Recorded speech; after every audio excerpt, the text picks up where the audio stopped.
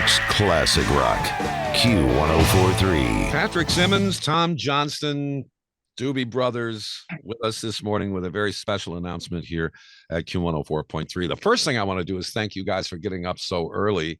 I know you're on the West Coast, but this is a big announcement we're going to make today. Okay, well, no, we're glad to be here, I'm sure. You are going to, this is the official announcement. This is the first time anybody's going to hear about this. You will be performing at Irving Plaza. And so people will be able to see the Rock and Roll Hall of Fame, Doobie Brothers, in an unusually intimate setting at Irving Plaza. Later on this summer, you, of course, will be at the PNC Bank Arts Center down the Jersey Shore and at the Jones Beach Theater. But the Irving Plaza show tickets go on sale Friday, this coming Friday, April 11th at Ticketmaster. But that's not all. The show on June 6th will also coincide with the actual release date of a brand new Doobie Brothers album. That is correct. So congratulations to you guys. Thank you very much. Appreciate it. So going into the studio and doing a new album, coming up with new material, in the midst of, you've been working really hard. I know you've been performing on the road a lot, and it takes time to put an album together, and it takes a lot of work and dedication.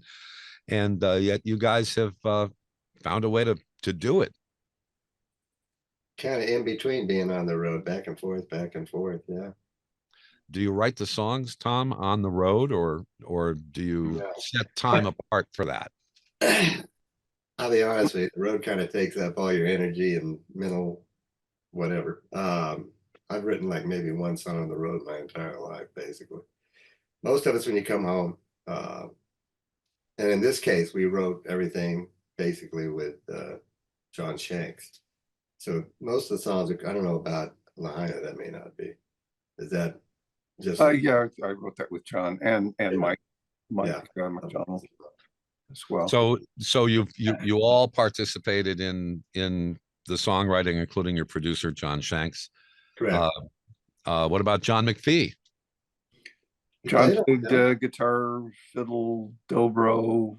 Right, but did he participate in the writing as well? No, he did not. Not this time anyway. Not to say that he won't in the future, but not this time.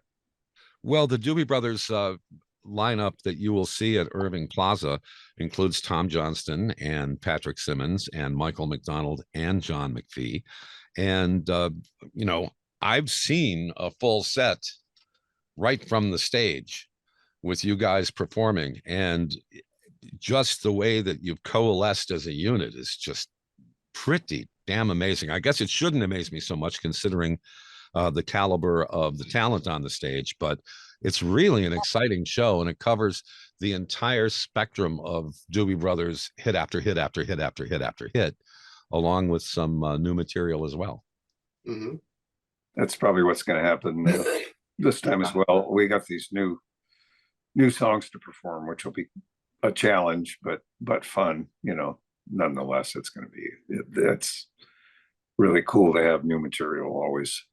Well, when you're one of the most successful bands of all time in the Rock and Roll Hall of Fame and selling multiple millions of albums and performing for millions of people around the world for decades, you have so many songs that people expect to hear when they come to a Doobie Brothers show, and you have only so much time. So what's the meeting like where you put that set list together? We kind of do that in the rehearsal.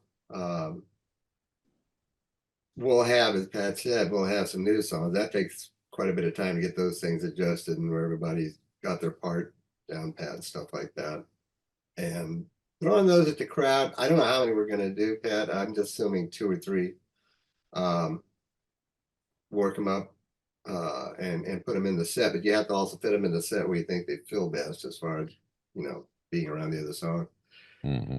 And crowds generally are very receptive to this band, which is one of the reasons we're still around. It's been incredible. I got to thank the fans. They've been amazing. But new stuff, it depends on if they've heard it before. Now we've been playing one, which is the song "Walk This Road," and they've accepted that very well. So the And other play, we'll see. and there are two other songs that people can stream right now, right? I That would believe be "Walk This Road" and "Call Me." Is there another one? Oh, it is "Learn to Let Go." Lahaina. Lahaina's been out Awesome. for about a year already. Put that out about a year ago, I think. so. How long did it take you guys to record this album? Ugh, It's a great question. a few months, a couple of months. I think a couple of months. You know, we, like Tom was saying, we sporadically went in and recorded here and there, not all at once. So we, spend a few a day or it's an interesting process we've been using. We'll go in and as individual writers, sit with John, with the producer, and I think probably, and I don't know if I can speak for Tom on this, but I'll come in with some structural idea. I'll have some changes that I've been working on. Sometimes John, excuse me, John will have something, but generally this time I had bits of songs, or like changes and little arrangements that I came in with, and I sort of bounced them off of him before we even hit the studio, and then he would give me the thumbs up or down, and he does that. Any producer does that. A lot of times they'll say, "Yeah, that's not killing me." But I would have a couple of things that I would play for him and go, "Well, here's something I've been working on," and he would go, "Oh, I like that," and well, you should try this or that. And then I would get there, and then we'd go to work on the song, and we would, spend a day, literally a day, like 8 to 12 hours working on its song, and inevitably we would come up with a song. John's just, he's a glutton for songwriting. He wants to get it done, and I like that. I've done that with, I'm sure Tom's done that with other writers as well. You go in and you're not coming out till you have something, and so that was often pretty much everything for me, how we worked.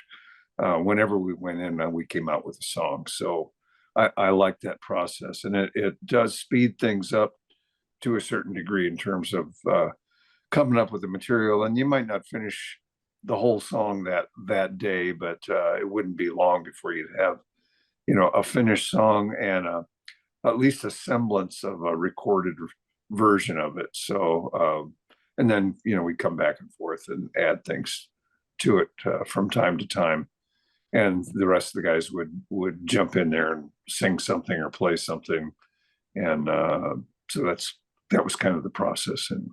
Well, speaking of writing songs, you'll be doing the intimate concert performance at Irving Plaza on June 6th. And of course, that's what we're celebrating today, the announcement of that concert. But on June 12th, you, Patrick Simmons, and you, Tom Johnston, and Michael McDonald will be honored at the Songwriters Hall of Fame induction. Pretty amazing. And that's a big deal. Yeah, that came out of nowhere. I was just shocked. Happy. I think we all are just, elated that we got this award, but not award, I don't know, acceptance, I guess. Well, I've had some people say to me, Tom, that as halls of fame go in the music world, the Songwriters Hall of Fame is really the top of the heap. That's what I've heard. It's an amazing honor. I got to say, look, as usual in any kind of a Hall of Fame situation, at the people that are already in there. And that kind of tells you what you want to know. Mm-hmm. Where you really are. And with the three of you being honored there at the Hall of Fame induction, you'll be with some other legendary people. I was surprised that Mike Love is just getting in, after you think about all the contributions that he's made. It took him a long time to get in. but it's a very, very big deal, the Songwriters Hall of Fame. So congratulations to you Thank you very on much. that. So you've got a fresh album, tour on the horizon. As they say, you're still rocking down the highway. And for any of our friends who've seen the Doobie Brothers in the past, I've got to let you know that the energy that you experienced when you saw them, whenever it was along their road, that energy, that explosive energy still exists to this very day on stage. I can't tell you enough how much you just blew away the audience. You blew away me when we saw you in the midst of the pandemic at the iHeartRadio Theater in LA, when there were only maybe 50 people there because of pandemic restrictions in the venue. And yet you guys, you were playing like you were, rocking a stadium. I mean, it was great. We enjoyed, I think everybody will say that, get us in front of a crowd and we become hams. Just like it. It's fun. That's kind of what makes this whole thing work. That's just my point. I don't know about anybody else, but it's a really great thing to be accepted by that many people. Not only that, but have them excited about what you're doing and know the songs, not maybe all of them, but that you're making them feel that good that they respond that way. Mm-hmm. And Patrick Simmons, I guess you would be the chair of the Doobie Brothers Alumni Association. I mean, a lot of great musicians have passed through the Doobie Brothers. You've had your core, but a lot of great musicians have passed through the Doobie Brothers through the years and made such a contribution to rock music, of course, but also the American songbook. I mean, from the beginning all the way through, I mean, the Doobie Brothers has been a successful band from, the first time any of us have ever heard of them. We've always had top drawer players. I don't know if I can really say this or not, but a lot of the folks that came into the band maybe weren't as well known when they came in, but when they left, they kind of made cut their own path, if you will. I think people like Tyran Porter and of course Jeff Baxter, but Jeff was successful with Steely Dan before he came in, but I think people's careers kind of grew a little from being in the band. Maybe hopefully we helped them. Cornelius Bumpus went on to play with Steely Dan for a number of years.